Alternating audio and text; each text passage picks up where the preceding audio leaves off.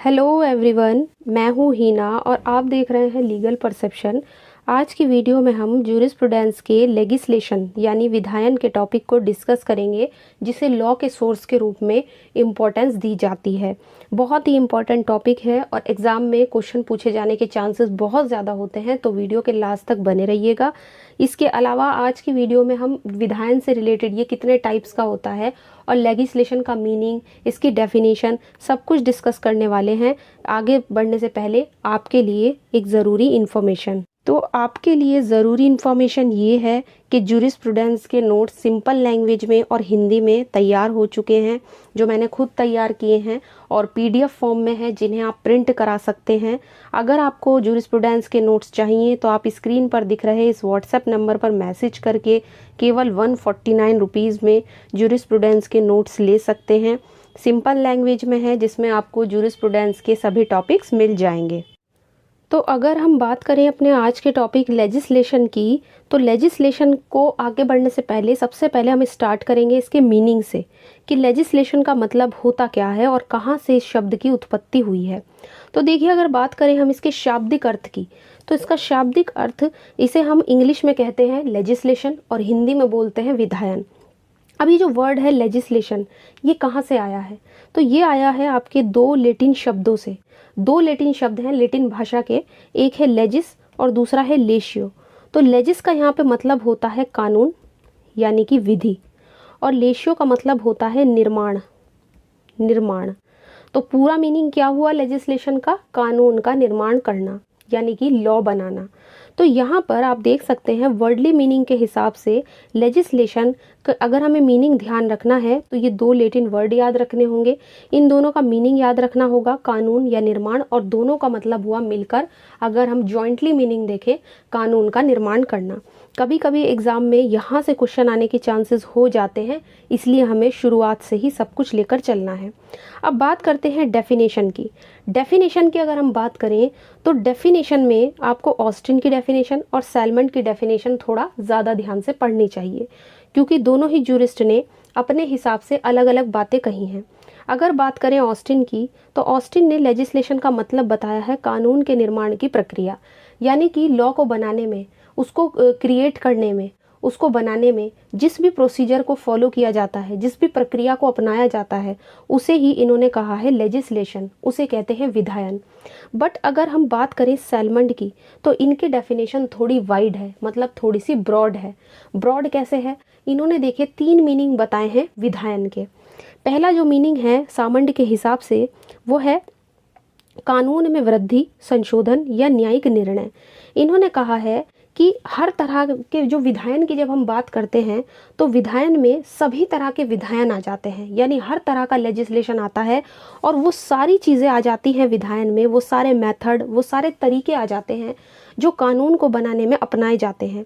इसमें इन्होंने कहा है कि उसमें कानून में वृद्धि भी आ जाएगी, कानूनों में संशोधन भी आ जाएगा, और जो भी कोर्ट जजमेंट्स देती हैं वो भी आपके लेजिस्लेशन में आते हैं। दूसरा मीनिंग सामंड ने विधायन का बताया है, कानून के निर्माण में व्यवस्थापिका की इच्छा बहुत ही ज़्यादा शामिल होती है। यानी कि इनका कहना ये है कि विधायी की जो इच्छा होती है, जो लेजिस्लेचर की विल होती है, वो भी लॉ मेकिंग में शामिल है।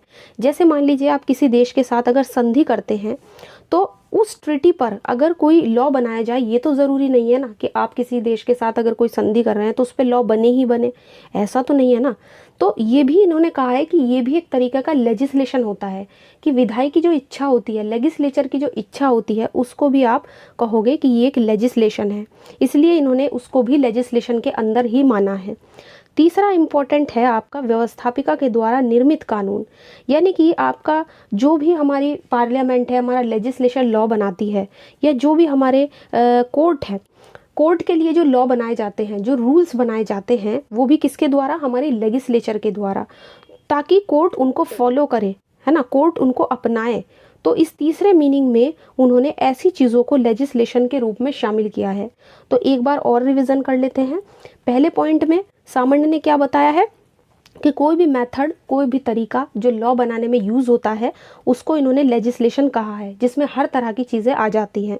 दूसरे में इन्होंने बताया है कि जब हम जो भी हमारे विधायी होते हैं उनकी जो भी विल है, जो भी हमारे लेजिस्लेचर की इच्छा है, उसको इन्होंने लेजिस्लेशन कहा है।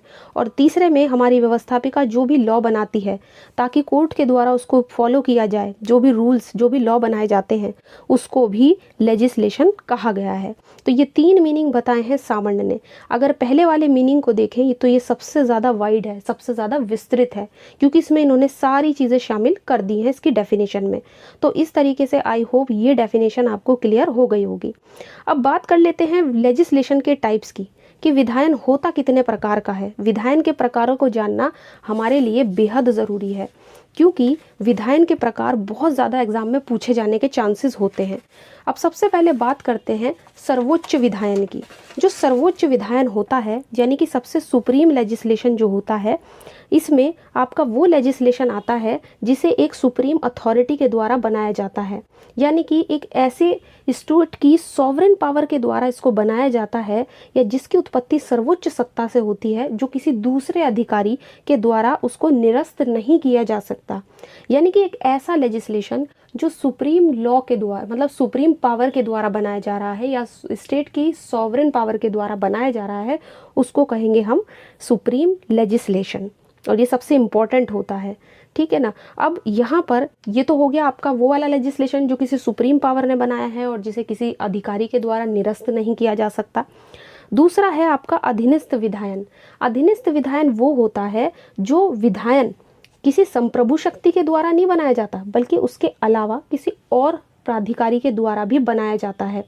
और ऐसे जो लेजिस्लेशन है उन्हें अगर अपनी लीगलिटी लेनी है तो वो अपनी वैधता के लिए इस सुप्रीम लेजिस्लेशन पे बेस होते हैं। मतलब इन्हें अपनी वैधता कहाँ से मिलती है? इस सर्वोच्च विधायन से मिलती है। तो उसको कहते हैं हम क्या? अधीनस्थ विधायन, यानी कि सबऑर्डिनेट लेजिस्लेशन। फॉर एग्जाम्पल, मान लीजिए जब संसद है या हमारा राज्य का विधानमंडल है, वो अपनी कानून बनाने की शक्ति कार्यपालिका को डेलीगेट करता है कि अब मेरे ऊपर काम का बहुत ज़्यादा प्रेशर है, कार्यपालिका को आप डेलीगेट कर दो पावर लॉ बनाने की। अब कार्यपालिका जो लॉ बनाती है उसको आप एक अधीनस्थ विधायन के रूप में भी मान सकते हो। हालांकि हम उसे प्रत्यायोजित विधायन के नाम से भी जानते हैं, डेलीगेटेड लेजिस्लेशन के नाम से भी जानते हैं, बट इसका भी आप एग्जाम्पल उसी लेजिस्लेशन से ले सकते हो। अब अधीनस्थ विधायन जो होता है ये कितने टाइप्स का होता है? ये होता है आपके पाँच टाइप के। तो अगर हम बात करें अधीनस्थ विधायन की, तो इनमें सबसे पहले आता है आपका उपनिवेशिक विधायन। उपनिवेशिक विधायन का मतलब जो कॉलोनियल लेजिस्लेशन होता है। अब कॉलोनियल लेजिस्लेशन का मतलब क्या है? तो एक ऐसा लेजिस्लेशन कि जब आपका इंडिया आज़ाद नहीं हुआ था, हमारा देश ब्रिटिश गवर्नमेंट के अधीन था, तो उस समय जो ब्रिटिश गवर्नमेंट थी उसने मतलब क्षेत्रों को, एरियाज़ को प्रोविंस में अलग अलग बांटा हुआ था, अलग अलग प्रांतों में बांटा हुआ था। और उन प्रोविंस को जो लॉ बनाने की पावर दी हुई थी, वो जो भी लॉ बनाते थे उसको कहा जाता था कॉलोनियल लेजिस्लेशन। तो कॉलोनियल टाइम में, कॉलोनियल पीरियड में जो भी लॉ बनाए गए हैं हमारे इंडिया के आज़ाद होने से पहले, जब ब्रिटिश सरकार का हमारे ऊपर प्रभुत्व था, तो उसको कहा गया है कॉलोनियल लेजिस्लेशन। दूसरा है कार्यपालिकाई विधायन। इसका एग्जाम्पल सबसे अच्छा आपका डेलीगेटेड लेजिस्लेशन है। ये हम पहले भी पढ़ चुके हैं, कॉन्स्टिट्यूशन में भी हम पढ़ चुके हैं कि डेलीगेटेड लेजिस्लेशन जो है वो कार्यपालिका या जिनको भी विधायिका कानून बनाने की पावर देती है वो लॉ बनाते हैं। तो कार्यपालिका विधायन का मतलब यही है कि जब आपकी पार्लियामेंट या आपकी लेजिस्लेचर पे बहुत ज़्यादा प्रेशर हो जाता है काम का, या किसी और कोई रीज़न होता है, वो अपने लॉ बनाने की पावर दे देती है कार्यपालिका को, और वो जो लॉ बनाती है उसी को हम कार्यपालिकाई विधायन कहते हैं। नेक्स्ट आता है आपका न्यायिक विधायन। एक ऐसा लेजिस्लेशन जो हमारी जुडिशरी बनाती है, यानी कि आपकी जो सुप्रीम कोर्ट है हमारे देश में और जो हाई कोर्ट है अलग अलग स्टेट के, इनको भी अपनी इंटरनल प्रोसीडिंग्स को चलाने के लिए, अपनी आंतरिक प्रक्रियाओं को, काम को चलाने के लिए जो भी वो रूल्स या प्रिंसिपल्स या नियम उपनियम बनाते हैं उसको भी कहा गया है न्यायिक लेजिस्लेशन, यानी कि न्यायिक विधायन।